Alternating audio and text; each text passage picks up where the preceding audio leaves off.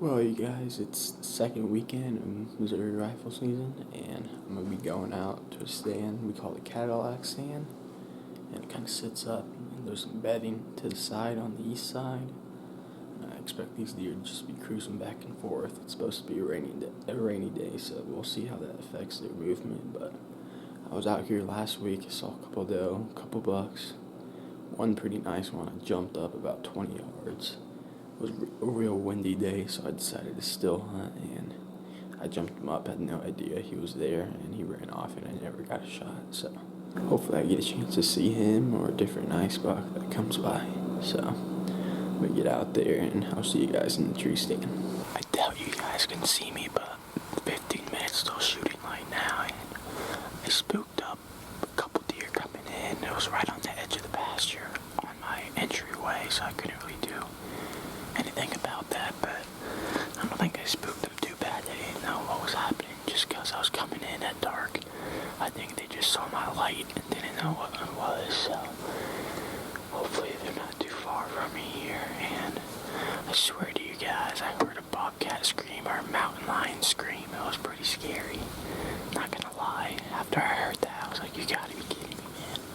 But I'm guessing that these two are just gonna be moving back and forth between where I am, so hopefully a nice buck slips by and I can get a shot.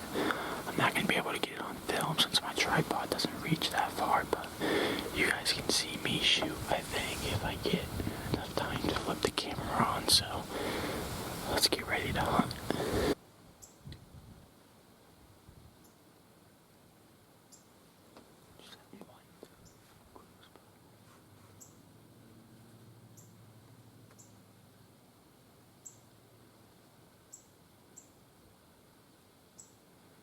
Might be a buck behind her chasing her. I can hear something else moving.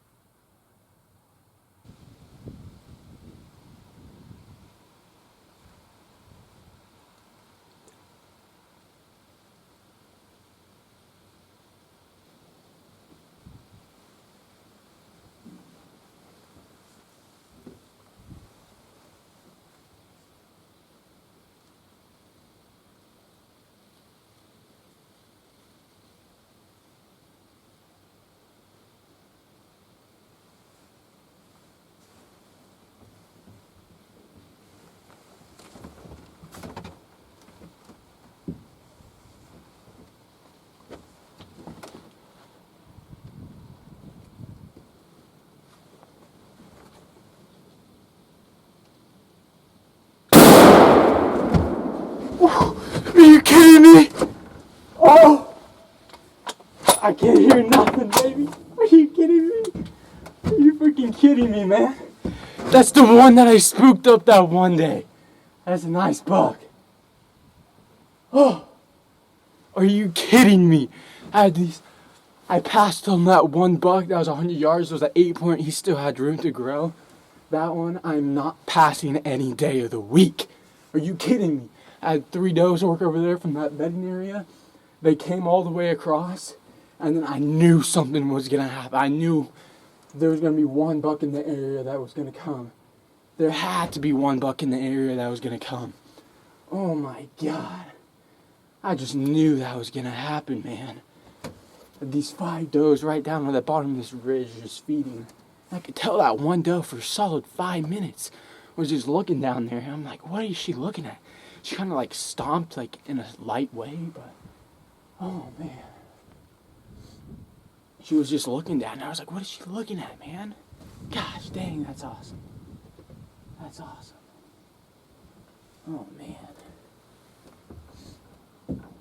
What a hunt. What a day. You gotta be kidding me. First hunt in the Cadillac stand. This was built by my uncle, and then my dad ended up helping a little bit, but it was mostly my uncle that put it together for the most part. He's the brains of putting craftsmanship to work. Oh. This stand's probably been up here for a good 20 years, and then 2 years ago it fell in high winds, and there was like a big storm that came through, and a tree knocked this over. So after that summer, my uncle came up here with a forklift and lifted it back up. Oh, what a buck.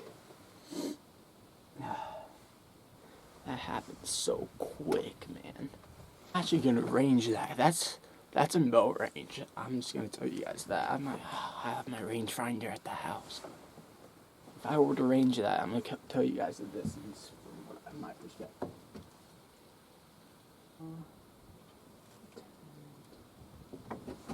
I'd say it's about 35, 36 maybe, but I think that's in my range about, so that's probably my max distance right there. But he was definitely in bow range. I'll give him that. That would have been awesome to take that buck during the bow season, but you know, this year has been a struggle with hunting public land.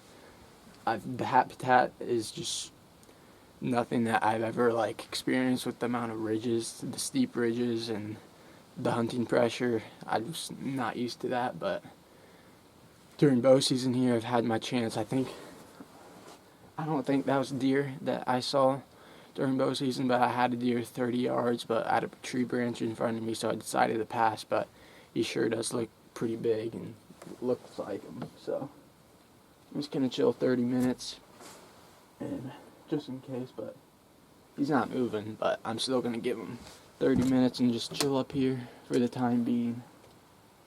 Just give him his time just in case somehow he's alive, but I don't see him moving.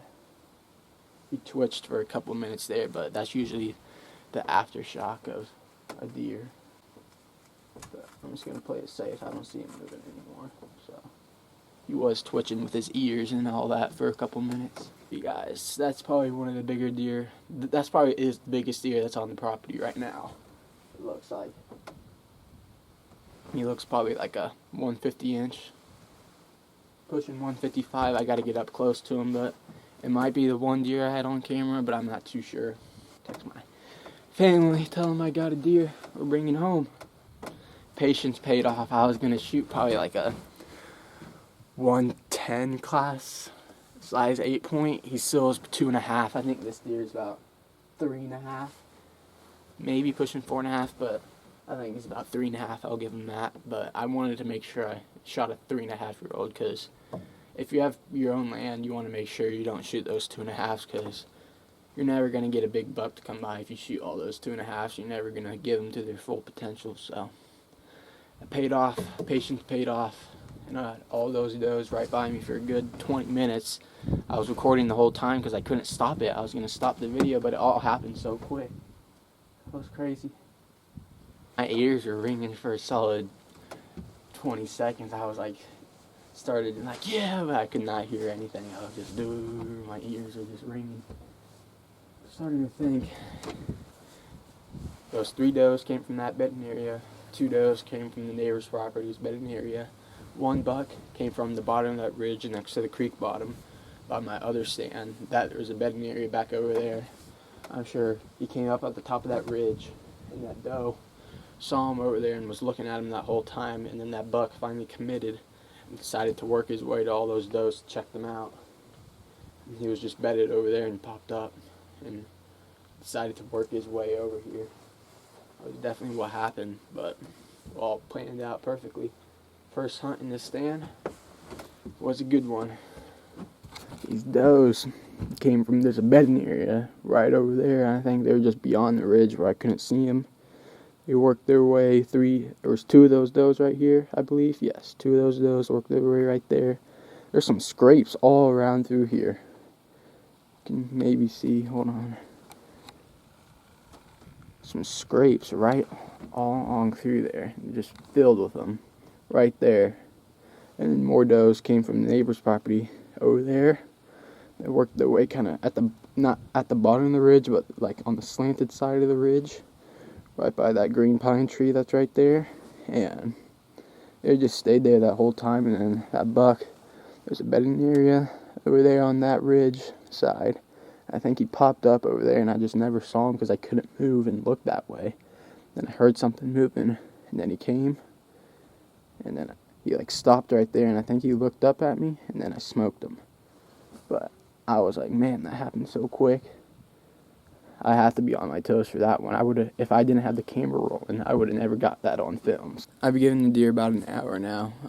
It's about 8:10, just because I know my brother's not awake yet, and I'm gonna need help getting that thing on the gator and everything like that. So I'm gonna go up to him, check him out, and go back to the house, get everything ready, get the gator going, and probably just eat breakfast before we come out and get on top of the gator so we can be ready to go after that, because it's gonna start raining here soon. So I'm gonna go down there, check this buck out, and see what he looks like. Here's just a perspective of what the stand looks like. Right there. Bucks just down over there, so kind of work this way. Oh my god, he's big.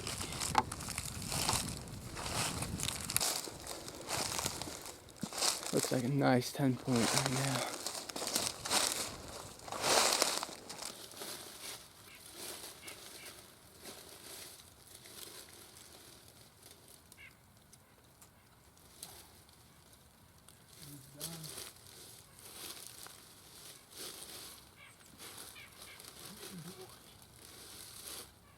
Big boy. Oh yeah. God dang. Look at that. Oh my god. Look at this. Look at his left side on this thing. Oh my god. That's a 150-inch buck there. Maybe bigger. It's hard to judge. But that's a big buck. Jeez Louise. Gun away from me there. Yeah, that is a big buck.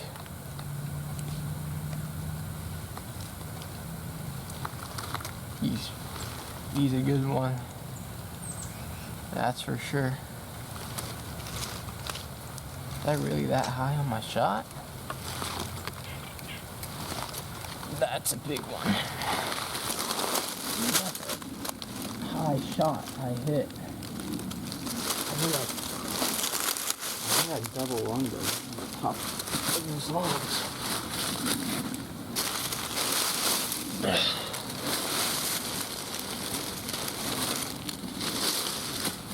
Oh man.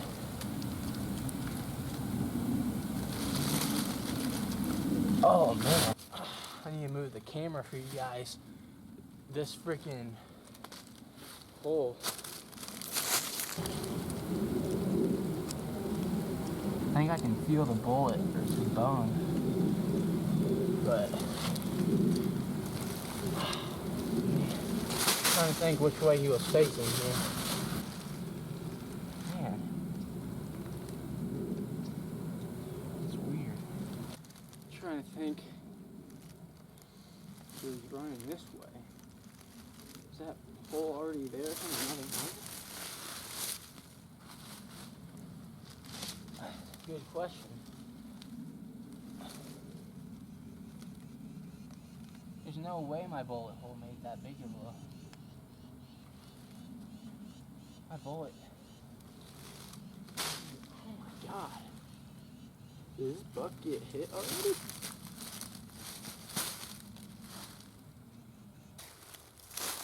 This is something... I don't think it's my bullet. You guys can tell me what you guys think, but... He was running this way, so I shot this side. Here's the entry right there, so probably might have got the top of his lungs maybe, or an artery or something like that, but he dropped. But look at this, there's just like a big hole in him. But the thing is, if I hit there, if I hit here on top, I mean, that's pretty high of a shot if you ask me. I hit high there. You can judge it there. I don't even know what I hit there, but it looked like a high shot from where the bullet hole's at. But he's a nifty looking deer, but I don't know about that hole there, but that's a nifty looking deer. 3.5, maybe 4.5. Definitely 3.5. Pushing 4.5. See what his chest looks like here. It's shaped out. I think he might be 4.5. Look at his nose here. It's forming a little Roman nose. I think he might be pushing 4.5. He's got some mass on him, that's for sure. Down in here. But yeah. Awesome looking buck. I'm gonna head back to the house and then have my brother help me get this thing out of here. But that hole is very weird looking. I've never seen anything like that before. Definitely good to get this buck out of here, because I'm sure he was struggling with that hole in him, because I don't think that's from my bullet hole. I don't think that's from my shot. I think that's from another hunter or something like that. Awesome buck, and let's start getting this thing out of here.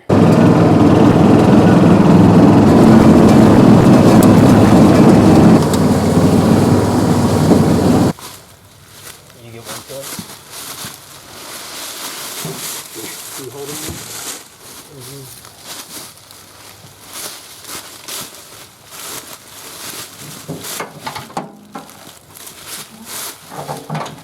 I just move this head.